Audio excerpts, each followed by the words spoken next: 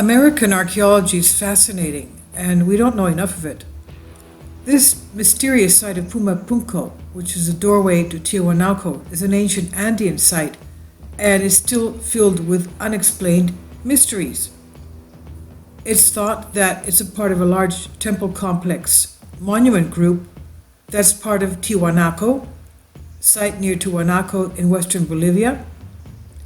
Tiwanaku is a pre-Columbian architectural site near Lake Titicaca, one of the largest sites in South America. And the surface remains right now that have been found cover around 4 square kilometers, including decorative ceramics, architecture, monumental structures, and more. It's in western Bolivia, believed to date about 500 AD and later. Tiwanaku is significant in Inca traditions. It's believed to be the site where the world was created, they said. In Aymara, Puma Punku's name means the door of Puma. The Puma Punku complex is an unwalled western court, a central unwalled esplanade, a terrace platform. An esplanade is like a long open level area, almost like a square, where a large body of water could be a fountain. People may walk around there. An esplanade is a type of an open area outside fortress or city walls to provide clear fields or fire for the fortress's guns, supposedly. But it's a terrace platform mound facing with stone and walled eastern court. And at its peak, Puma Punku is thought to have been the unimaginably wondrous, adorned, polished metal plaques, brightly colored ceramic fabric ornamentation, visited by costumed citizens, elaborately dressed priests, elites decked in exotic jewelry. The current understanding of this complex is limited because of its age, the lack of a written record, the current deteriorating state of the structures due to treasure hunting and looting, stone mining for building stone and railroad blasting, and of course, weathering. It's an earthen mound faced with blocks, about 540 feet wide along the north-south axis and 380 feet long, east-west axis. At the corners of Puma Punku, there's 66-foot wide projections extending 91 feet north and south from a rectangular mound. It's occupied by what's called the Plataforma Litica. Structures consist of stone terrace that is about 21 by 127 feet in dimension, paved with multiple enormous stone blocks containing the largest stone slab found in both Puma Punku and Tiwanaku site, measuring 26 feet long and 17 feet wide, averaging about 3 feet 6 inches thick. And upon the specific gravity of the sandstone from which it's made, it was carved. The stone slab has been estimated to weigh about 131 tons or 144 short tons. Now, sandstone is a clastic sedimentary rock composed mainly of sand-sized mineral particles or rock fragments. Now, a lot of people could call this mudstone. Now, there is the other sandstone facing Puma Punku is a mixture of andesite and red sandstone. Andesite is an extrusive igneous volcanic rock of intermediate composition with a phanitic to porphyritic texture. So in a general sense, it's an intermediate type of between basalt and rhyolite, ranging from about 57 to 63% silicon dioxide. And okay, so that's basically a volcanic light rock. And as we said before, red sandstone. Puma Punku's core consists of clay, while the fill underlying selected parts consist of river sand and cobbled instead of clay. Excavations document 3 major buildings, in addition to small repairs and remodeling. As we said, professor of Birmingham University, radiocarbon dating, observed by Vranich from organic material from the lowermost oldest layer around mound-filled Puma Punku, deposited during the first of three construction ages, dates the initial construction around 536 to 600 AD, and since radiocarbon date came from lowermost oldest layer, underlying the andesite and sandstone, the sandstone must have been constructed sometime after 536 to 600 AD. The Vranich excavations show that clay, sand, and gravel-filled Puma Punku lie directly on the sterile middle Pleistocene sediments. The Pleistocene in geological epoch lasted about 2,580,000 to 11,700 years ago. So basically it takes in, we have to be careful, it takes in the Ice Age. And at that Ice Age we had in our previous videos shown that we had most likely comet, asteroid, Earth impacts that influenced the whole Earth. Earth weather, another mini Ice Age after the Ice Age was completed around 12,008. This was about 12,800 BC. 12,800 BC is when we had some kind of an Earth impact that caused earthquakes, volcanic eruptions, and volcanic ash, causing another Ice Age at that time. So it could be that this area was the epoch here from these sediments were from that time. Now the excavation trenches also they demonstrate the lack of any pre-Andean middle horizontal culture deposits in the area of Tiwanaku. Now the engineering. What about these blocks, the stone blocks? They're about 8 meters long, that's about 24 feet long, to 5 meters wide, that's 15 feet wide, averaging about a meter thick, about 3 feet. It's estimated to weigh about 131 tons. The second largest stone block found there is a little bit smaller and averaging 6 feet thick. The weight has been estimated to be about 85 tons. Both of these stone blocks, part of the platforma litigia, composed of red sandstone.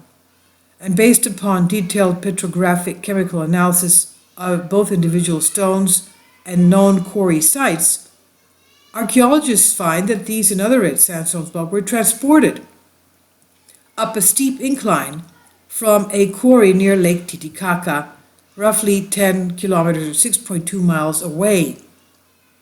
Titicaca is a large, deep lake in the Andes, on the border of Bolivia and Peru, called the highest navigable lake in the world. By volume of water and by surface area, it's the largest lake in South America. Lake Maracaibo is the largest surface area, but it's a tidal bay, not a lake. So Lake Titicaca, the largest, highest navigable lake, volume, surface area, largest lake in South America. Smaller andesite blocks were used for stone facing, carving, coming from quarries with Copacabana Peninsula, 90 kilometers or 56 miles away from across the Lake Titicaca, from Puma Punku, and the rest of Tiwanaku. Archaeologists believe that the transport of these stones was made by large labor force of ancient Tiwanaku. Other theories propose as to how the labor force transported the stones. Although theory remains speculative, two of the more common proposals involve the use of ilama skin ropes, the use of ramps and inclined planes, and of course it could have also been transported by the reed rafts that they believe could have done that as well. Each stone finally cut to interlock with surrounding stones, blocks fitting together like a puzzle, forming load-bearing joints without the use of mortar. One common engineering technique involves cutting the top of the lower stone at a certain angle, placing another stone on top of it, which was cut at the same angle. The position of which these angles have been used to create flush joints, is indicative of a highly sophisticated knowledge of stone cutting and a thorough understanding of descriptive geometry. And many of the joints are so precise, not even a razor blade will fit between the stones. Much of the masonry, characterized by accurately cut rectilinear blocks of uniformity that they could be interchanged for one another while maintaining a level surface and even joints, but the blocks do not have the same dimensions, although they are close. The blocks are so precisely cut as to suggest the possibility of prefabrication and mass production, technologies far in advance of Tiwanaku's Inca successors hundreds of years later. Some of the stones are in an unfinished state, showing some of the techniques used to shape them. Initially pounded by stone hammers, they say, which can still be found in numbers on local andesite quarries, creating depressions, slowly ground and polished with flat stones and sand.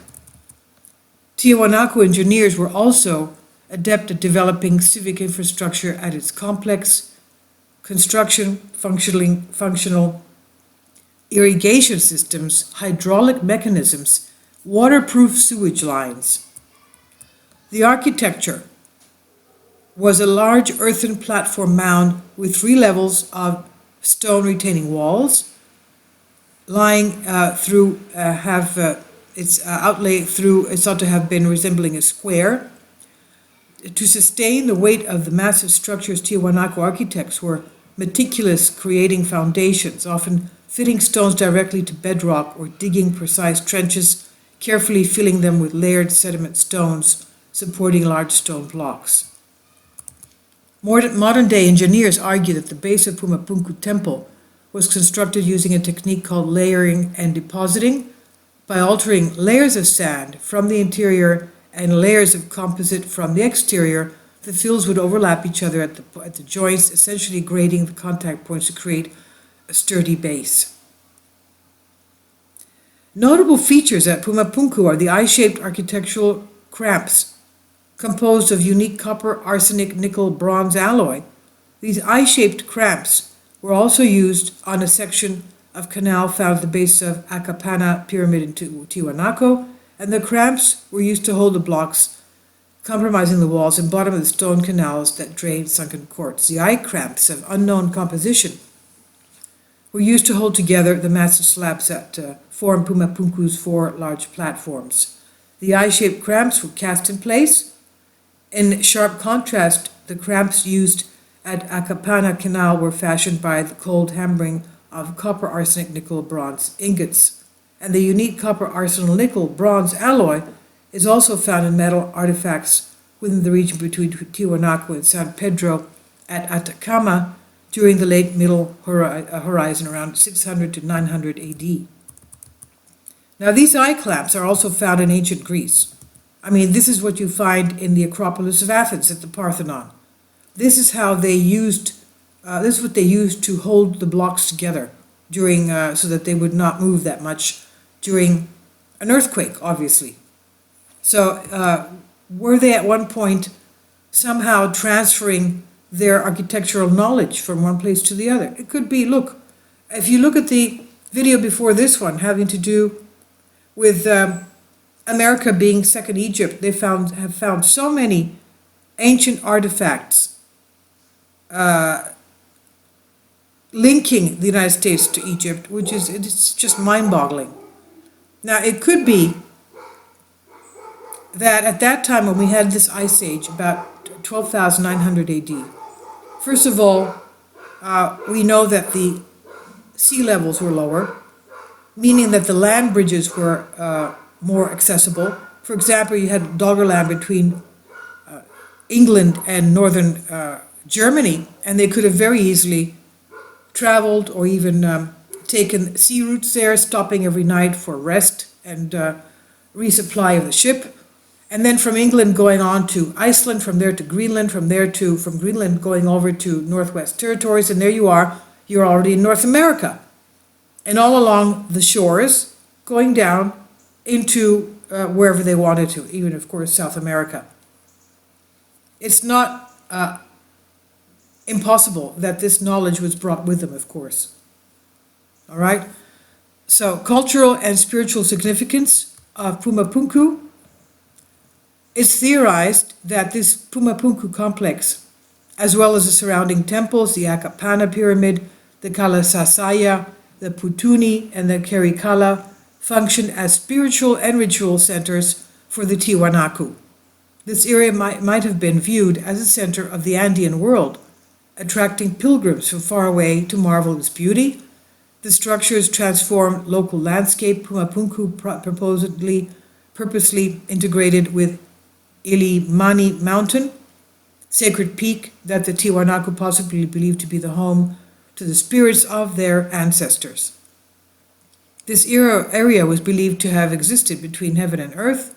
The spiritual significance and sense of wonder might have been amplified into the mind-altering and life-changing experience through the use of hallucinogenic plants.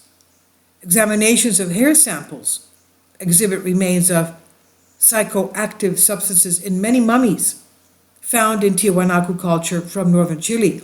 Even those of babies as young as 1 year old demonstrated the importance of these substances to the Tiwanaku. So even babies had hallucinogenic feedings of these plants. It was characteristic of civilizations around the time and place. The Tiwanaku activity incorporated human sacrifice to their culture. The remains of dismembered bodies have been found throughout the area. Ceramic artifacts depict imagery of warriors masked with puma skulls. I'm not going to read any more on that. I'll leave a link below for you. This is on Wikipedia, cultural and significance, spiritual significance. And they were holding trophy skulls. Can you imagine? Adorned with, it's amazing. No, I'm not going to read that. You can read that if you want. Certain marking stones found at Puma Punku, the Gate of the Sun, was originally part of Puma Punku. And the decline of this, the Tiwanaku civilization, and the use of these temples appears to some to have peaked around 700 to 1000 AD, by which point the temples and surrounding area may have been home to some 400,000 people.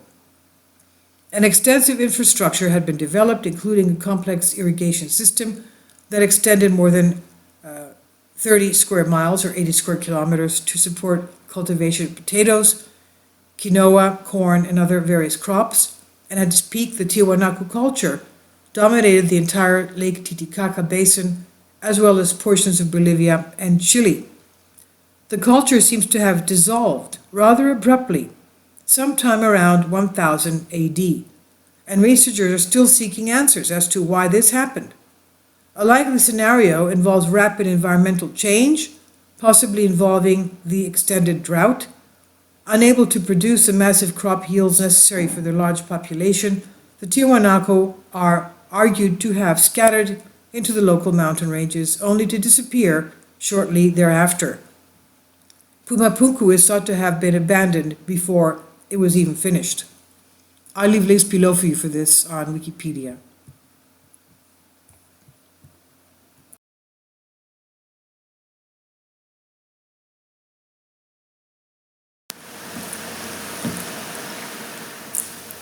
If you'd like to join me on my Patreon account, you will hear content not covered by mainstream media.